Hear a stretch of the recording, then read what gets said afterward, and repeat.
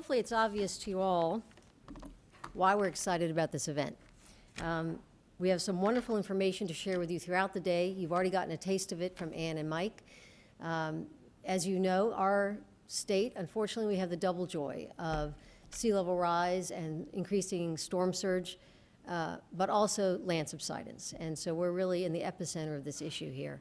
And so we need to have new alternatives and innovative approaches. So we're very excited. The Virginia Coastal Policy Center, we like to say we're the intersection of law and science and policy. And this area is rife with those issues. So it poses many legal questions, but also many financial questions. How are we going to fund it? And our next speaker is going to cover that for us.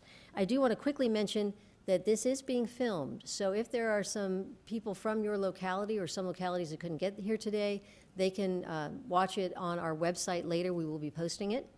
Also, there's a survey that you should have picked up at the front when you registered, and we would really appreciate it if you could fill that out and return it to us as you leave. That would help Ann in answering some questions to feed into our Coastal Resilience Master Plan. And finally, on the back of your program, there is a note about how to access the Wi-Fi, just in case any of you all need that. So, with that, I am very pleased to introduce our next speaker. And you may have noticed I'm not reading the bios out of the program. I encourage you to do so. We have wonderful experts with us today, but you don't need to have me stand up here and read it to you. But I'm going to introduce next Samantha Medlock, who's the Senior Vice President and the Head of North America Capital, Science, and Policy for Willis Towers Watson, which is a leading global advisory, broking, and solutions company that helps clients around the world turn risk into a path for growth. She's also a former senior advisor to the White House Office of Management and Budget, and I noticed her Twitter handle is Flood Policy Wonk. I love that. That's terrific. So, with no more ado, here is Samantha. Well, it's a privilege to be with you all, and thank you again to everyone who made this possible, and also for the local officials in the room. So we surveyed the business community. Where are local officials, public sector folks, state, federal, regional, local? Fantastic. Okay. As a former local official myself, I know that your time is constrained, and so we want to really give you a lot of value, having taken time away from your desks today. So let's dive right in. I would like to kind of tee up how we're going to spend the rest of the time between now and the break. So I'm going to cover the climate risks in brief, but I think we all know that really well. I will focus on public finance and credit risk. We'll get a little bit more detail on catastrophe modeling, but part of what I really want to impart with you today are specific insurance and finance tools that you can take back. You know, I won't belabor the data, the history of losses, the fact that climate change is real, it's already happening and having impacts. And in the remarks that we've already heard so far today, we've laid a really good ground and baseline, I think, of the history of loss and the conditions that we're facing now.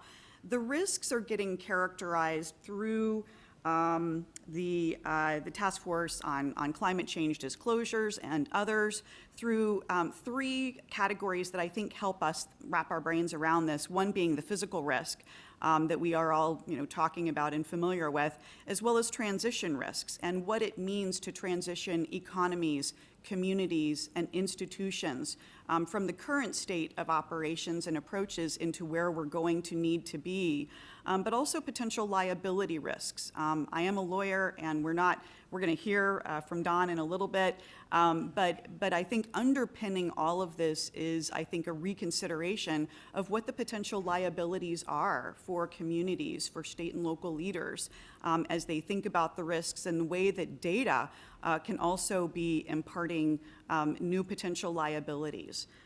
That's a different presentation. I'm happy to talk about that in sidebar with you all, but it's something to consider going forward.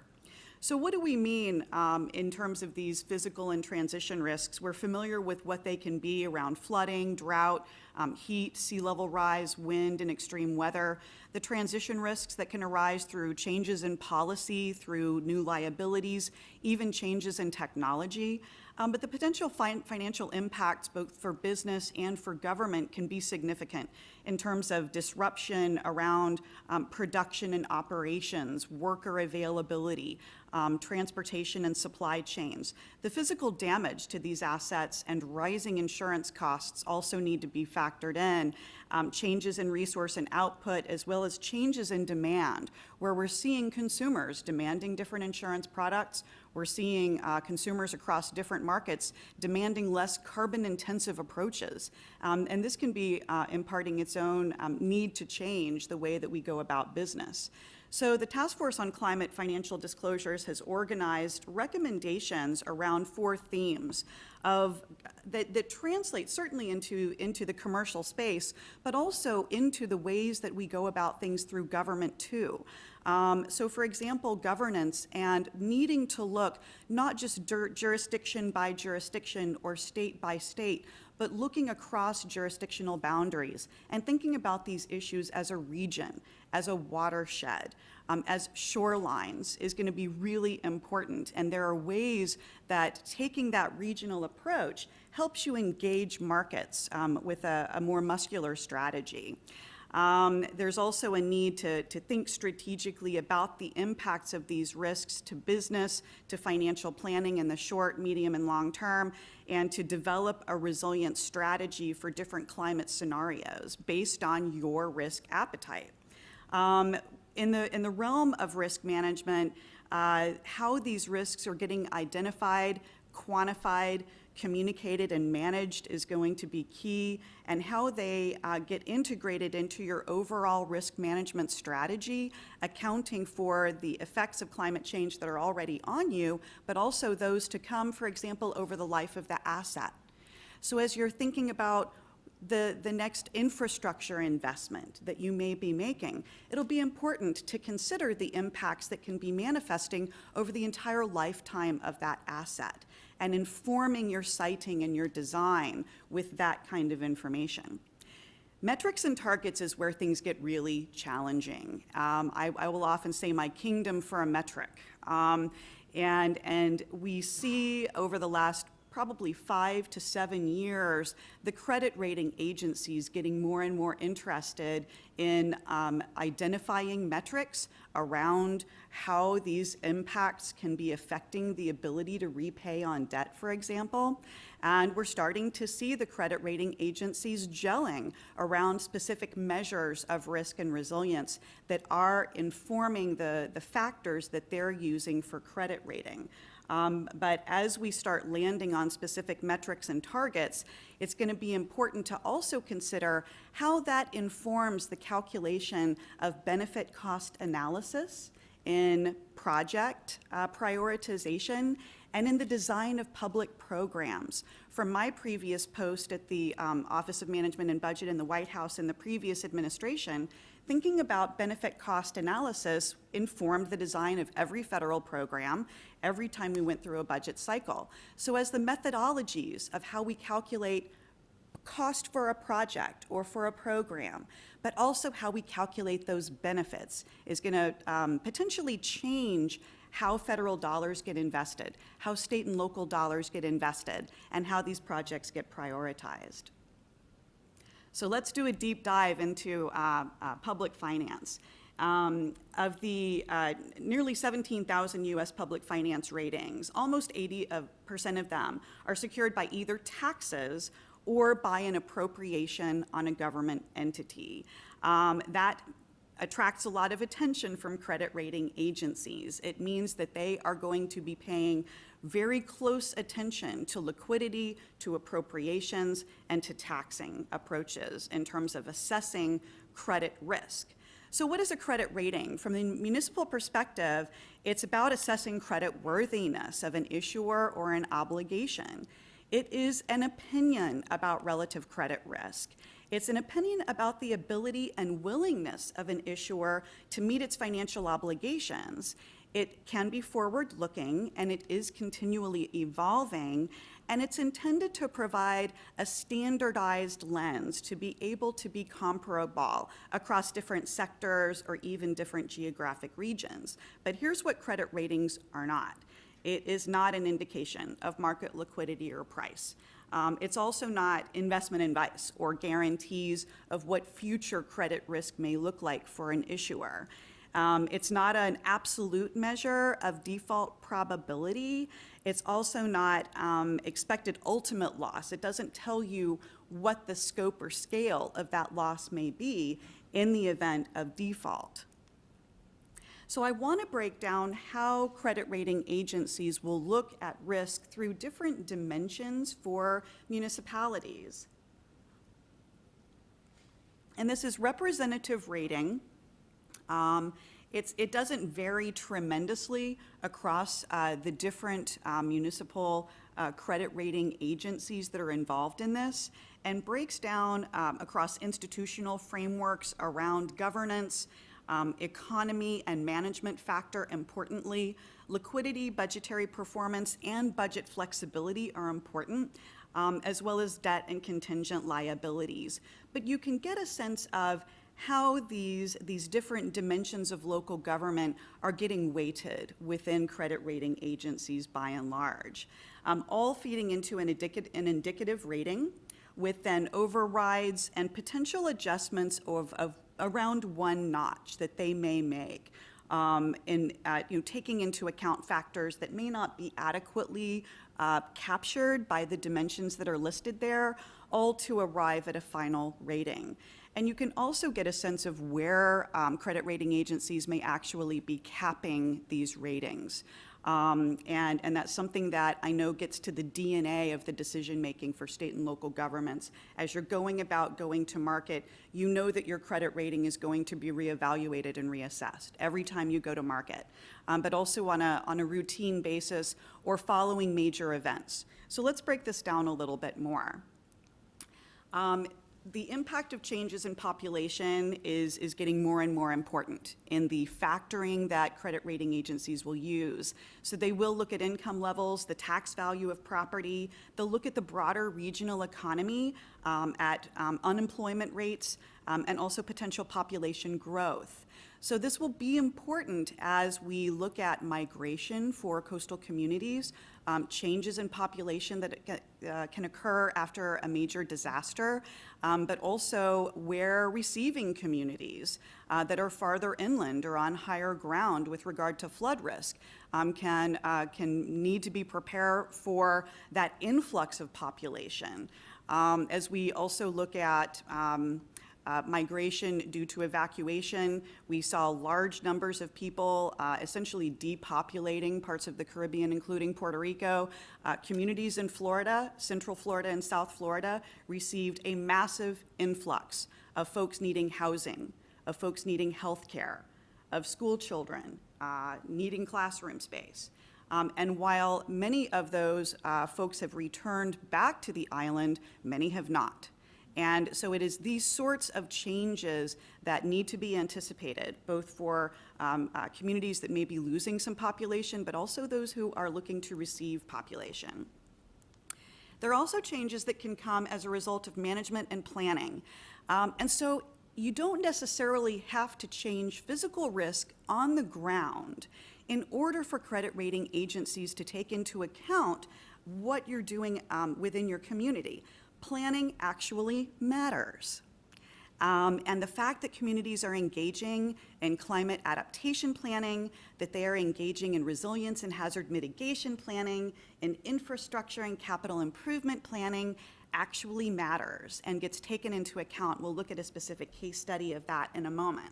So looking at your long-term capital planning is going to be important, your anticipated revenues and expenditure assumptions, and whether or not those assumptions are well informed by the kind of changes that you can be experiencing as a result of extreme weather or other effects of climate change that can no longer be avoided will be important. Your budget updates and amendments will get factored, but a lot of this is coming down to reserve and liquidity. Particularly the role of insurance and your reserves. What we're hearing is that the so-called self-insurance that a lot of state and local governments and regional entities and infrastructure owners are engaging in can be interpreted as underinsurance. Additionally, the over-reliance on federal disaster assistance is something that is increasingly getting factored in. We heard introductory remarks on that already from Admiral Phillips, where if you are expecting the federal enterprise to be there for you and to help you pick up the pieces or make you whole in the wake of a disaster. You're leaving yourself vulnerable, not only because that's a myth by and large, but you're also leaving yourself vulnerable even if the disaster doesn't strike, because you are demonstrating an under-reliance on your own capacities and an over-reliance on the federal government in ways that can be making the cost of capital more significant for you. So the availability of cash, reserves, feeding into operating results, the consideration of cash and reserves on hand to manage an event, and the impact on your ongoing performance, and the ways that ongoing performance can be impacted, or if resilience investments aren't made, that's going to get factored in. One last thing I will say also about the issuance of debt for purposes of infrastructure resilience. I've heard from some communities where they're concerned that that additional debt on their sheet may factor against them. And what I've been hearing, particularly from S&P, but I think Moody's may look at it this way as well, where that debt is being issued specifically for purposes of shoring up your infrastructure against the perils that are manifesting today and those that can come over the lifetime of that asset may actually not count against you, because again, you're engaging in planning and you are grabbing hold of the risk and owning the risk with both hands. So the issuance of that debt may not necessarily be as much of a burden. Of course, it's going to show on your debt sheet, realistically, but it may not count against you in terms of your cost of capital or your credit rating. So a lot of folks have said, how much reality is there behind this really? And until we see an actual downgrade or an actual mitigation of a potential downgrade, how real is this going to be? We do have the example of Rockport, and this was generously shared with me by S&P. So the we that you see there is not me or Willis Towers Watson. This is actually S&P information. But in this instance, where 80% of the structures in Aransas County, where Rockport is located in Texas, sustained damage from Hurricane Harvey. 60% of the residents, nearly 6,000 people, were displaced, and management was unsure when or if these residents would return. We're also seeing similar dynamics around Paradise and other areas where you see massive impacts to tax base, massive depopulation, raising real questions about the future of a community under an existential threat. As a result of this, S&P downgraded Rockport based on their view of potential tax-based deterioration, revenue declines, and uncertainty with regard to Rockport's budgetary performance and the flexibility of their approach to the budget following Hurricane Harvey. We're going to transition into CAT modeling, and I really appreciate the baseline that was laid on this. I'm going to go over a little bit more of that history, particularly as it pertains to flood. It is a complex peril to model. There are technological barriers that have made it really difficult to generate a complete and comprehensive view of the flood hazard. There's also been a bit of a dearth of a private market for flood historically. And so as a result of this, the commercial CAT modeling vendors did not historically invest in the flood peril and develop the kinds of sophisticated tools that they had developed around things like wind or earthquake. That's starting to change, though, as market pressures derive a real demand for flood insurance, both within the National Flood Insurance Program as well as outside of the National Flood Insurance Program. And as the NFIP itself has been engaging the private markets through robust reinsurance purchase, and also through the development of the catastrophe bond to stabilize that National Flood Insurance Program. That's also prompted a stronger recognition that it all begins and ends with data. It begins with risk analytics and an understanding of that risk with as much detail and granularity as possible. So we're starting to see more and more catastrophe modeling firms get serious about flood risk. And certainly the storms looking post-Katrina forward through Harvey, Irma, and Maria. There were aspects of some of the CAT model products, especially after Maria, where the anticipated impacts and outputs of those models didn't quite line up with reality, has also prompted recalibration, new ways of looking at data, and new flood modeling methodologies that are deriving some really good information. I'm a former local government planner, and I will often look at these products and think, oh my goodness, if only we had had this information in addition to what's available through the National Flood Insurance Program to inform the investments that we were making as a community. I'm from Texas. And to be able to work with our developers and our constituents and our economic development community to make more informed decisions, but backed by data, and being able to visually show families and businesses and developers where these areas of risk are. It could have certainly resulted in different decisions being made down in Texas over the last years when I was a planner down there. More and more of that information is available now. So I really encourage local leaders as well as the business community to look beyond the products of the National Flood Insurance Program. And that's not to disparage that program in any way, but the FEMA flood insurance rate maps are a binary depiction of risk by and large. You are either in the special flood hazard area and thereby subject to all those onerous requirements around land use and purchase of flood insurance, or you're out and you'll never flood. And you don't need flood insurance, right? So tell that to the 3/4 of folks after Harvey who were uninsured. And ask yourself, for the folks in Harvey who did not have insurance and were able to receive around $4,000 of individual assistance through FEMA programs, how they're doing. And then ask the folks who are Harvey survivors who had flood insurance and received on average $110,000 of payout. And which survivor do you want to be? So this is the value of data, even if you never have to file a claim. But certainly if you need to file a claim to have that insurance available, even if you're outside the special flood hazard area, is really important. So there's more and more data available that can tell you the areas of risk, even if you're not within the SFHA and subject to all those onerous requirements. So I want to share a couple of examples of what that can look like. And note that the FEMA maps don't cover the whole US. There are areas based on density of population at risk, where in FEMA's mapping methodology, there is more detailed analysis that's provided.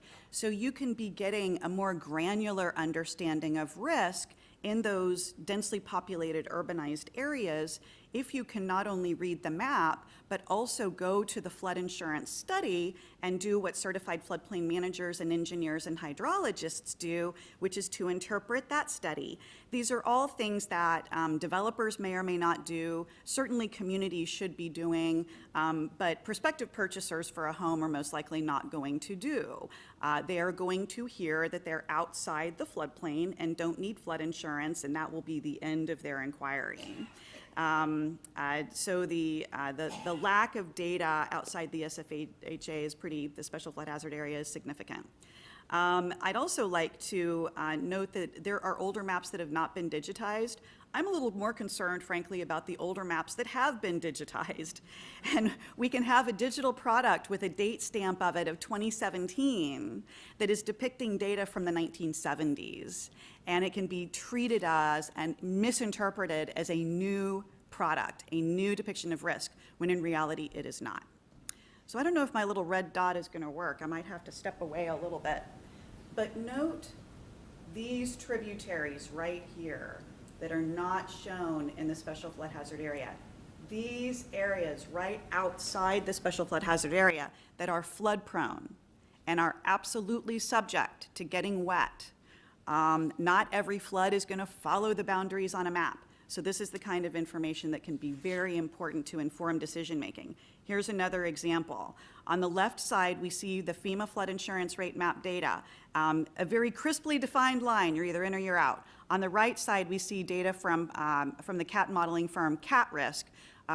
There are obviously other models that are out there. My firm licenses all of them. We pay a lot of money to do that. We have 1,000 cat modelers around the world that geek out on this stuff. This is just one of those products, Cat Risk, but it's one that we really respect on inland flood that's good. But what you're able to see there in orange and yellow are the depictions that are outside the mapped floodplain from FEMA, but that are still flood prone. And this is very important for local planners. It's important as you make economic decisions about where and how to rebuild, but it's also important for real estate transaction and informing decision making about whether or not to purchase a flood insurance policy, even if you're not required to do so. But cat modeling can go one step further, actually several steps further, and look at portfolios of assets, whether it's homes, businesses, infrastructure, public buildings, hospitals, and schools, and understand the asset valuation of those portfolios at risk, and help make informed decisions about, for example, activation of emergency operations and evacuation, where to trigger those reverse 911 systems, where and how to rebuild in the wake of a disaster, but also what are your insurable assets at risk, and where are you potentially underinsured and need to be thinking about making sure you've got the capacity that you need and that you're not over-relying on self-insurance or federal disaster aid. So let's get into implementation and how do you apply all of this incredible information that can be available to you through catastrophe modeling and through insurance processes and finance. Obviously, investments in risk mitigation, thinking about enhancing operations, supply chains are terribly important. I would add to this workforce resilience. Don't just be thinking about whether or not the plant is going to stay dry. Be thinking about the accessibility and operability of those assets, as well as, of course, investment decision making. Optimize on insurance and risk transfer. There is regular reassessment that's available. So for example, you can be working through an insurance product, and we'll go through a quick example, to price risk under one approach and then reprice it under another. And obviously, I'm going to recommend that you work with a broker to help you get to market and get the best price available. That's the role of the broker, so working with your partners. And then alternative hedging strategies are becoming increasingly popular. You're going to hear a lot more about that a little bit later in the program, but triggers-based programs are very simple. They can provide rapid payout in the wake of a disaster and not necessarily incur that high cost of loss adjustment that a more traditional indemnity insurance product may be requiring. And parametric insurance is also harmonizing in important ways with programs like the National Flood Insurance Program. And we'll look at an example of that. But essentially, you can go from a pretty simple approach like parametric insurance that is paying out based on a pre-identified trigger, such as wind speed or rainfall, all the way to a more complex indemnity solution.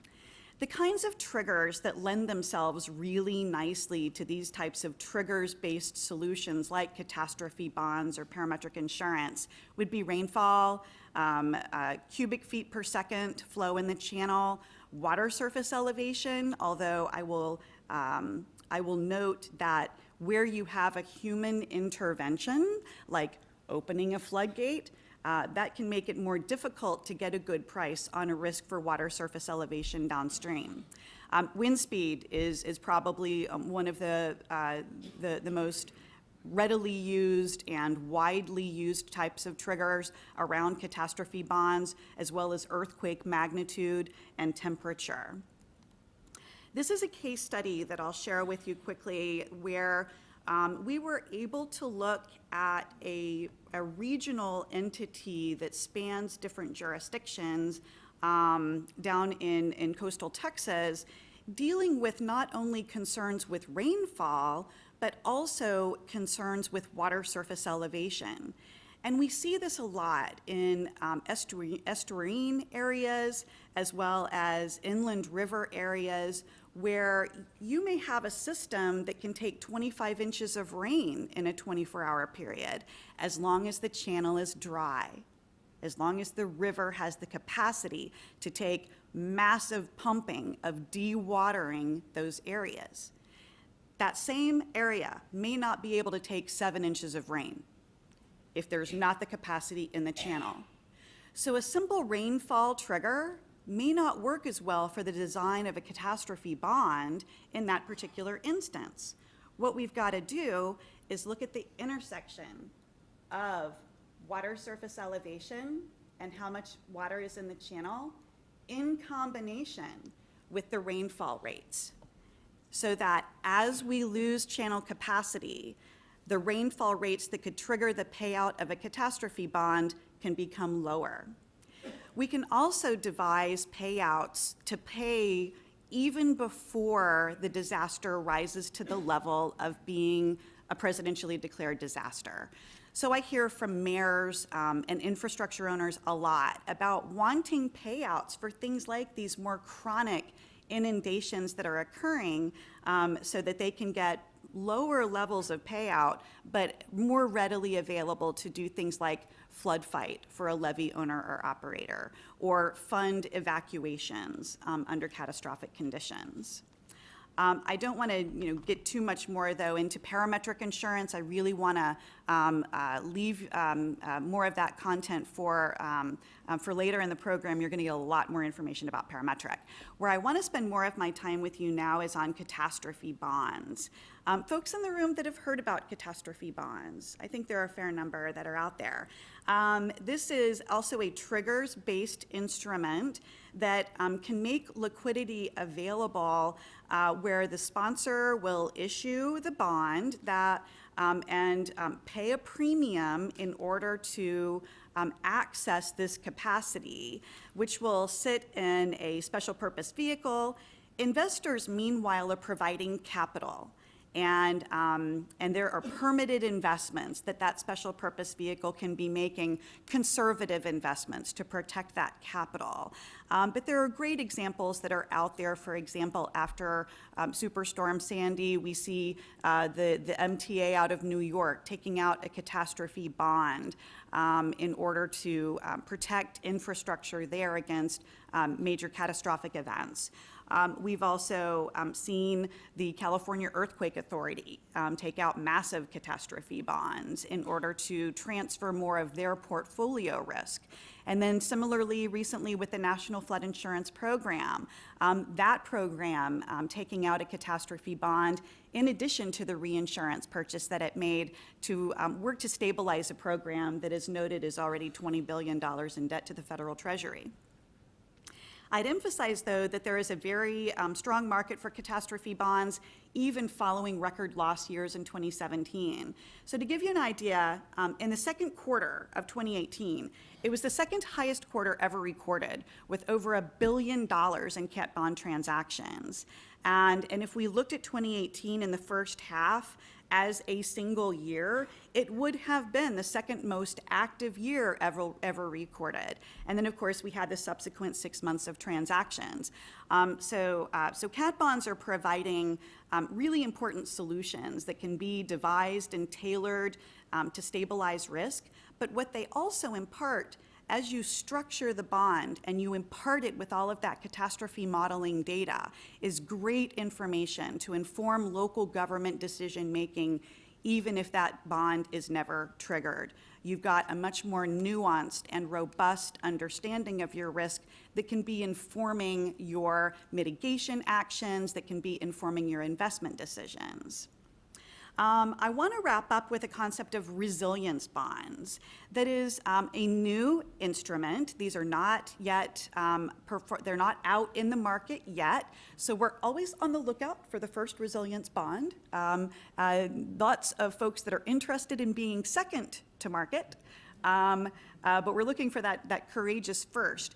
But this would be fundamentally a brand new financial instrument that combines debt, any sort of standard debt, like a municipal bond or even borrowing from a federal program, with a risk transfer that is trigger-based. So let's walk through quickly what that might look like. For a city sponsor that's interested in a coastal resilience project, maybe you're combining some buyouts and relocations and elevations with a coastal defense structure and ecosystem protection. So the city sponsor would receive the principal in cash and use that to fund the project. In the event of there not being an event, this performs a lot like a cap bond. You build the mitigation project, and then the investors receive that principal back. However, if you do have that triggering event, and that is pre-agreed upon, then the investors do not receive that principal back. And the sponsor, the community, or the infrastructure owner can use the payout of that parametric insurance or that catastrophe bond transfer aspect to repay part of that debt or to engage in further mitigation actions that they may want to undertake, or to use that liquidity in other ways. This is just one model. There's a lot of flexibility to the model. There are also repricing approaches that we think are very interesting, where pre-project, you can be getting a particular price on that debt transfer or on the debt or on the risk transfer. And then after the project, we can be repricing the insurance to take into account a lower hydrograph or a lower level of risk that is imparted by the construction of the project and the changes that the community made. And the ways that insurance saving can also be freeing up capital provides an interesting proposition for the community. So repricing before and post project produces some interesting opportunities. I will say this though, I'll get asked occasionally about ways to bank future insurance savings. This is just my view, and others may have a different view. For me, projecting forward over a horizon of what your insurance costs or savings might be is a risky proposition itself. For example, I may be asked whether all of the maintenance on an infrastructure project can be funded entirely by future insurance savings.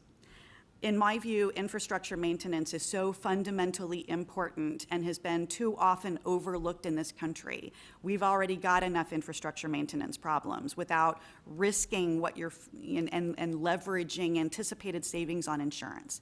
So it may not be the perfect solution for meeting the needs of infrastructure costs going into the future. Maybe in the near term, and certainly insurance savings in the near term that can be calculated can be factoring into lots of actions that you can undertake and paying some of that maintenance cost. But I really advise communities and infrastructure owners to hedge against that. All it takes is one or two big events to change the market in extraordinary ways. Just ask Puerto Rico how their renewals are going. Okay.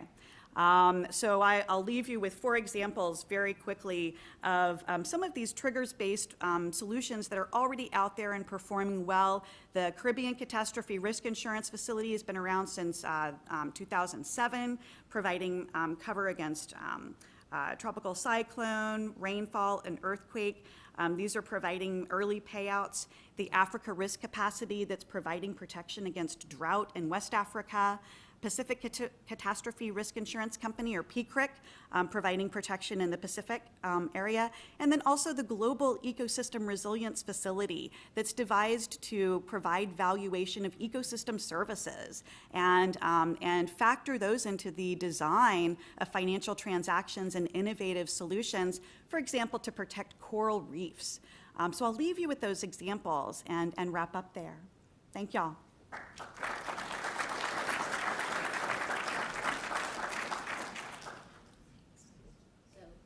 Samantha, before you go, we have a couple of students with microphones, so if you have questions for Ann or Mike or Samantha, please raise your hand and they will bring a mic to you.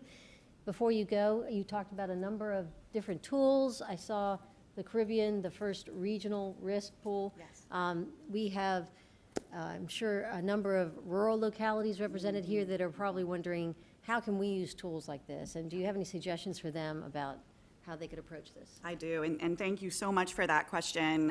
Coming from a rural community myself, both in how I grew up as well as where I started my career, I'm keenly aware of the constraints of small to medium-sized communities and rural communities. I'd say two things quickly.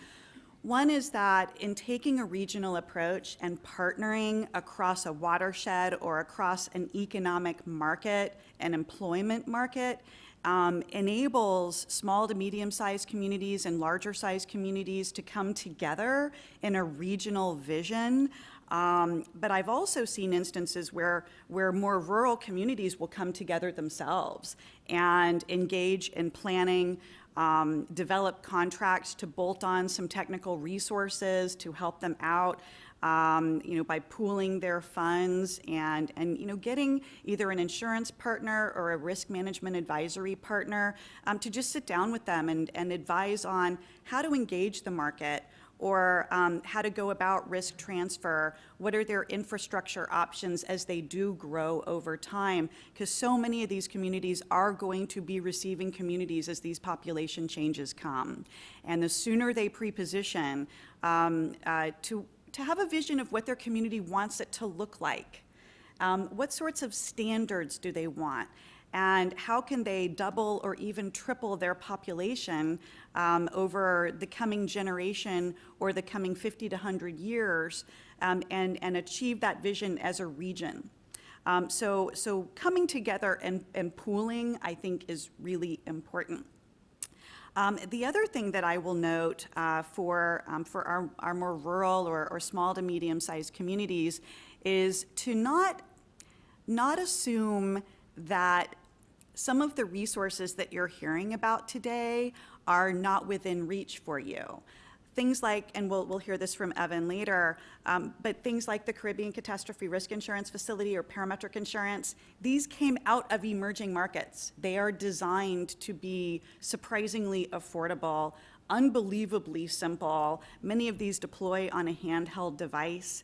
And because they are already performing so well in developing world settings, it lends itself to transferability into rural areas where you may not have a risk manager and an engineer and a chief financial officer and an entire team of inspectors that you can send out there doing the day-to-day for your community.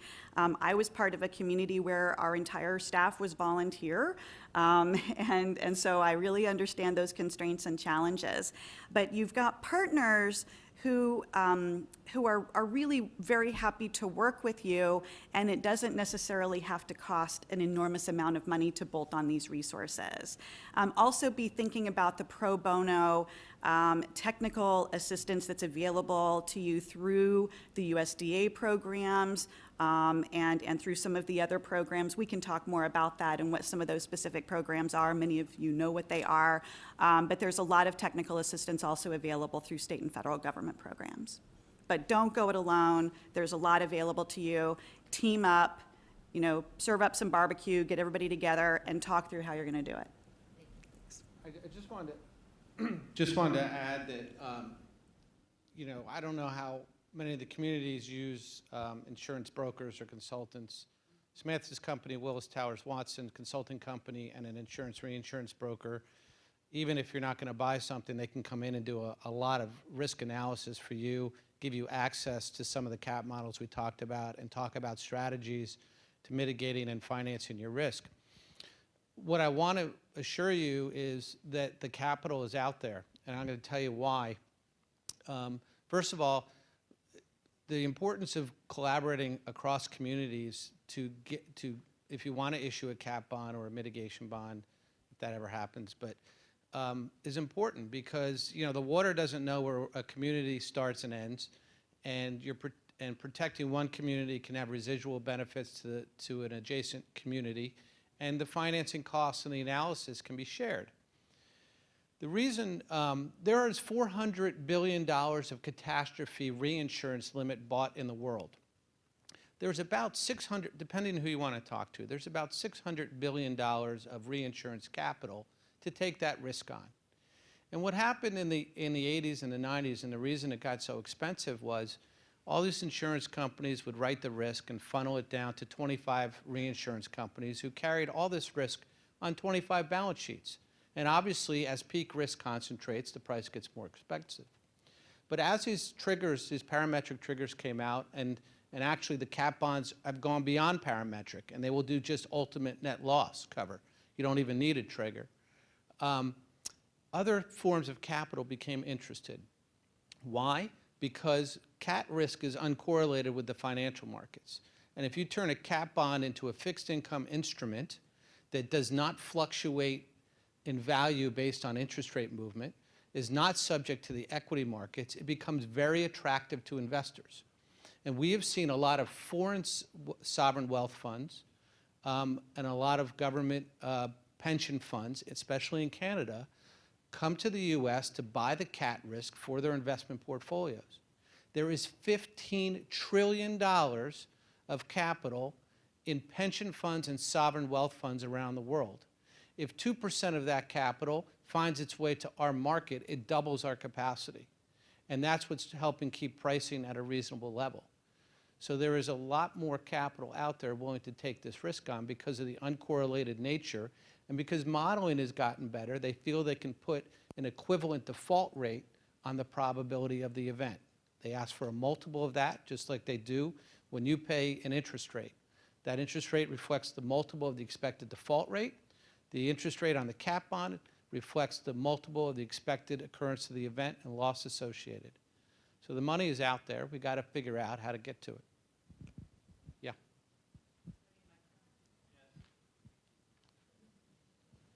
Hi, Andrea McClellan, Norfolk City Council. Thank you for all the great data that you provided. As you can see, we have issues.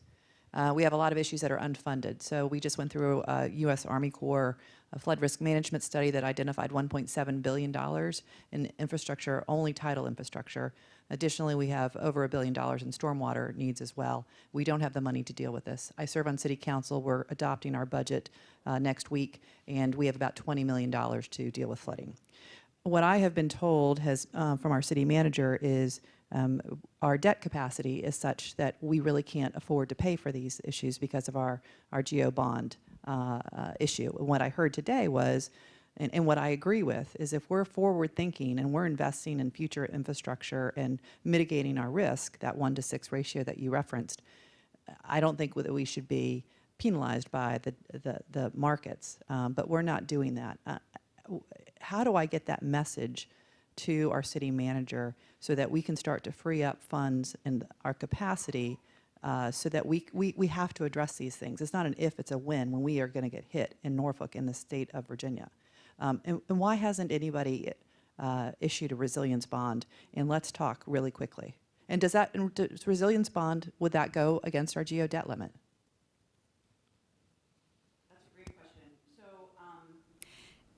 Because we haven't seen resilience bonds come to market yet, and we just walked through one model of what that looks like, what I would emphasize is that a resilience bond can be designed in lots of different ways, but it typically, at least in the way that it's been conceived by my firm, the conversations we've had so far, as well as others like Refocus Partners who are involved in thinking about resilience bonds, is that it does indeed involve, typically in the model, at least, an issuance of debt of some sort that would indeed sit on that side of the ledger. In my view, the reason that we haven't seen them out there yet is multidimensional. I think that local leaders are rightly conservative and more inclined to work through these issues with approaches that are not necessarily blazing a brand-new trail. There's risk to doing something that's never been done before, and just in marketing and selling it to the decision makers and to stakeholders is a daunting task when you're talking about the courage that it takes to go to market with something absolutely novel and brand new, but has the potential to completely reform how we go about infrastructure and resilience finance, because it serves not only to free up the liquidity that's needed to do the work that's necessary, but also to manage some of the risk associated with that. Now, what we frequently see is debt and risk transfer going together. But what we haven't seen is a blending of that into a whole new instrument that has the potential to reprice how things are done, or attract additional investment to tap the market that Michael was just describing. And as I mentioned, there are many who are quite keen to be second to market, but not very many yet who are waving their arms and wanting to be the very first. I also believe, while you all get it in this room, the role of federal disaster aid is not well understood broadly.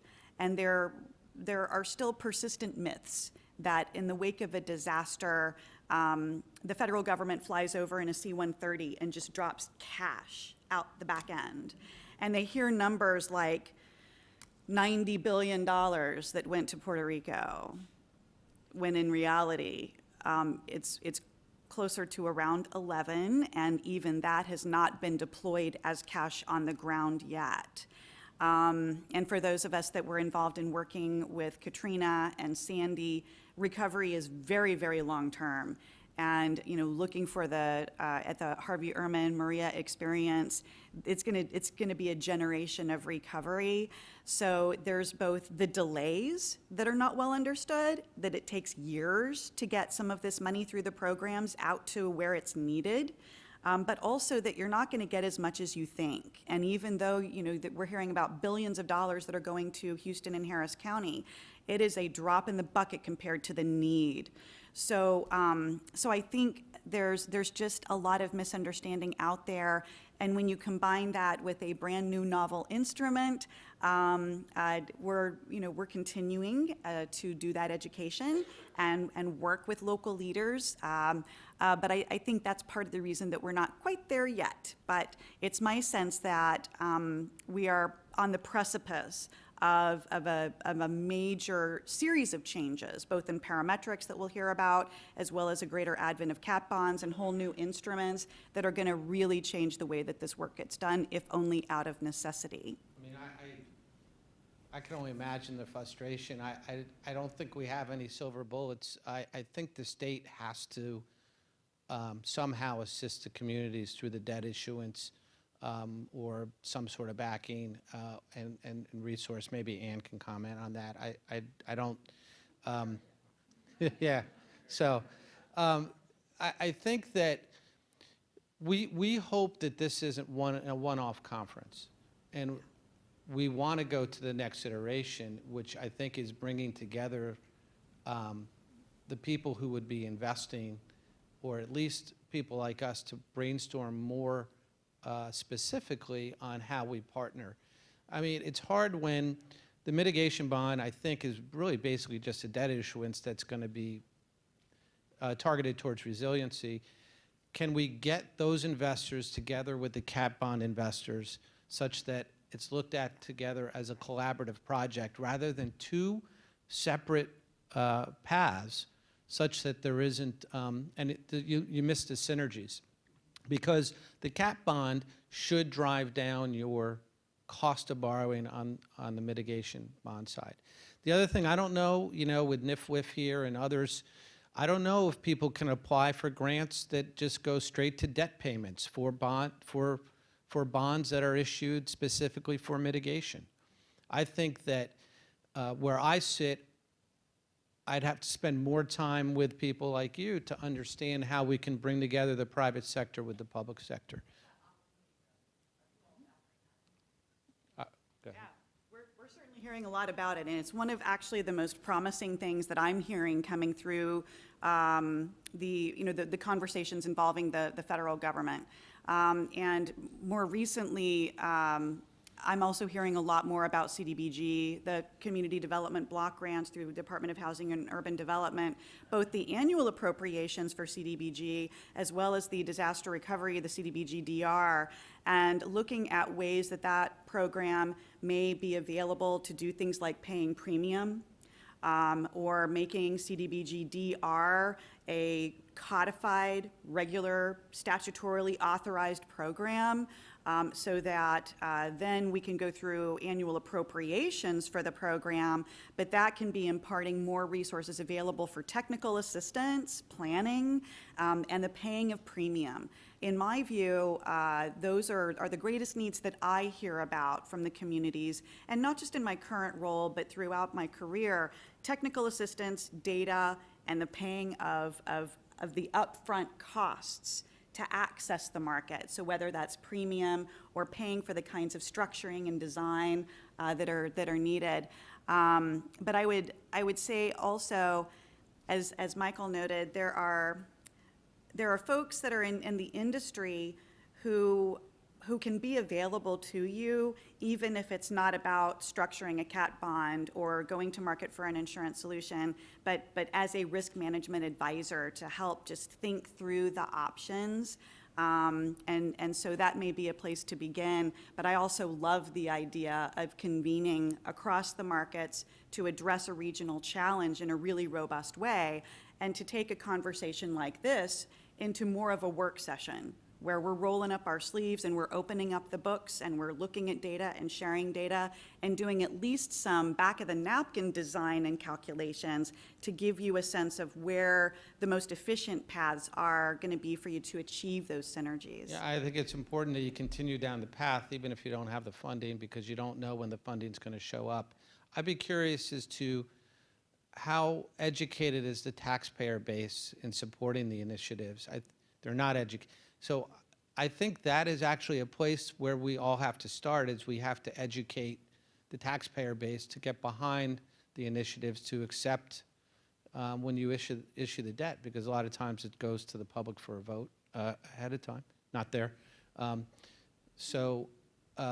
then, do what you can with what you have, and hopefully we'll continue to try to find ways to bring capital to you in future discussions.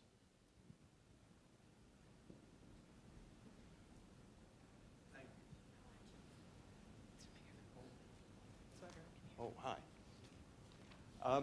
I've got a question about sea level rise. You showed one of your charts, 18 inches in the last 100 years. My question is, which is 18 100ths per year of sea level rise, does that include land subsidence in the Norfolk area at the same time? And what was our last year's sea level rise? I don't believe that would include land subsidence, so that would be in addition. I have no idea what it was last year. Oh, the expert apparently is with us.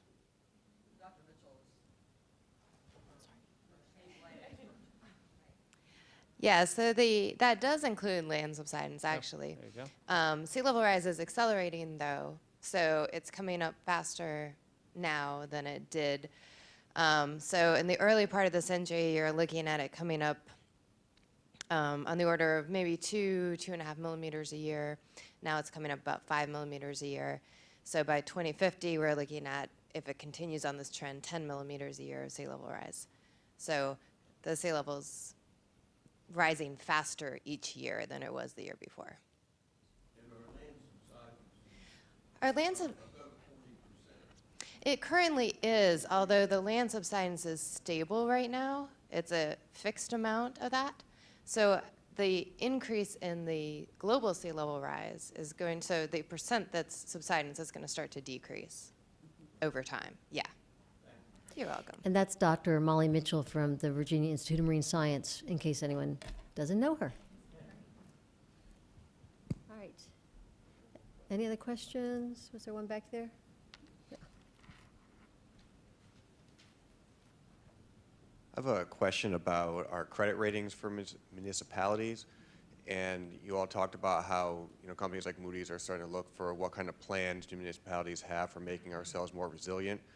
Are the agencies just looking to see if there are plans? Are they evaluating those plans? And if they are evaluating them, what are they looking for and who is doing that evaluation? Yeah. This is just based on my understanding and the conversations that I've had with the credit rating agencies. And one of the things I'd encourage is to kind of bring them more directly into the conversation, especially for this region. But it's my understanding that they are bolting on expertise within the agencies themselves to be evaluating plans beyond just the financial aspects. But without question, what they are looking for, whether it's hazard mitigation plans that are required under the Disaster Mitigation Act of 2000, that there are 22,000 communities in every state that has a hazard mitigation plan. So that's one of the things that they're looking at, and not just whether or not FEMA approved your plan, but actually opening it up and looking at whether or not financial and asset management and infrastructure finance plan is part of the community planning in that plan.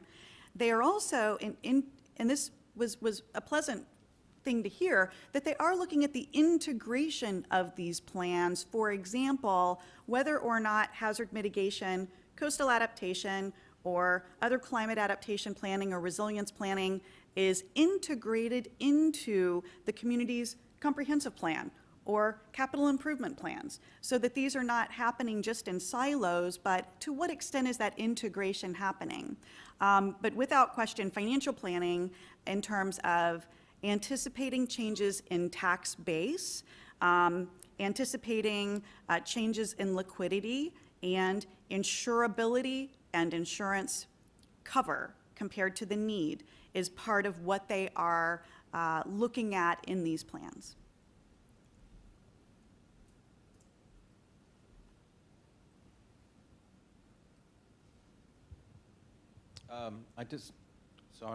My name's Randy Wheeler. I'm city manager of Pocosa, and I just wanted to follow up on your last point and make a suggestion.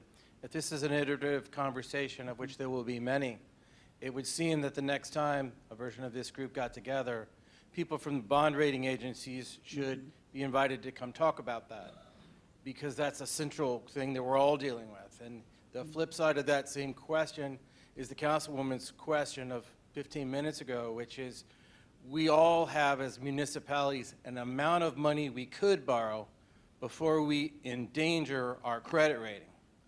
And it is nowhere proportionately enough to deal with the orders of magnitude, whether you're a big place like Norfolk or a smaller place like Pocosa.